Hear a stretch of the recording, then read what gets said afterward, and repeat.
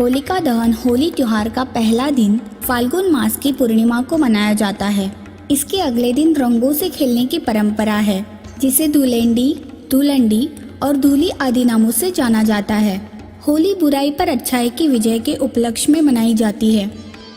होलिका दहन का शास्त्रोक्त नियम। फाल्गुन शुक्ला अष्टमी से फाल्गुन पूर्णिमा तक होलाष्टक मनाया जाता है, जिसमें शुभ कार्य वर्जित रहते हैं। पूर्णिमा के दिन होलिका दहन किया जाता है। इसके लिए मुख्यतः 2 नियम ध्यान में रखने चाहिए। पहला नियम, उस दिन भद्रा न हो। भद्रा का दूसरा नाम विष्टिकरण भी है, जो कि 11 करणों में से एक है।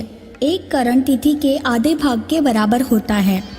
दूसरा नियम, पूर्णिमा प्रदोष काल व्यापिनी होनी चाहिए। सरल शब्दों में कहे तो उस दिन सूर्यास्त के बाद के तीनों मुहूर्त में पूर्णिमा तिथि होनी चाहिए। होलिका दहन के अगले दिन पूरे हर्ष उल्लास के साथ रंग खेलने का विधान है और अबीर गुलाल आदि एक दूसरे को लगाकर व गले मिलकर इस पर्व को मनाया जाता है। होलिका दहन की पौराणिक कथा। पुराणों के अनुसार दानवराज हिरण्यकश्यप ने जब देखा कि उसका पुत्र प्रहलाद सिवाय कृष्ण भगवान के किसी अन्य को नहीं भजता, तो वह क्रोधित हो उठा।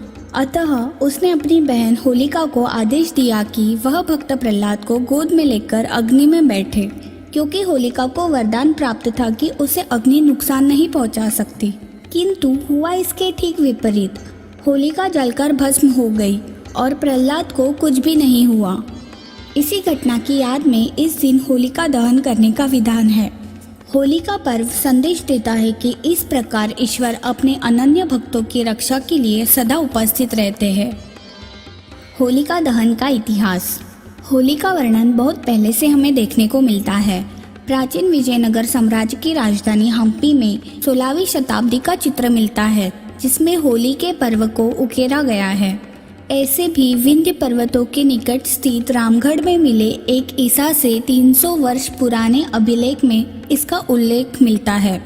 कुछ लोग मानते हैं कि इस दिन भगवान श्री कृष्ण ने पूतना नामक राक्षसी का वध किया था। इसी खुशी में गोपियों ने उनके साथ होली खेली थी और तभी से होली पर्व मनाने की प्रथा शुरू हो गई। आप सभी को आर्था चैनल की तरफ से होली की हार्दिक शुभकामनाएं।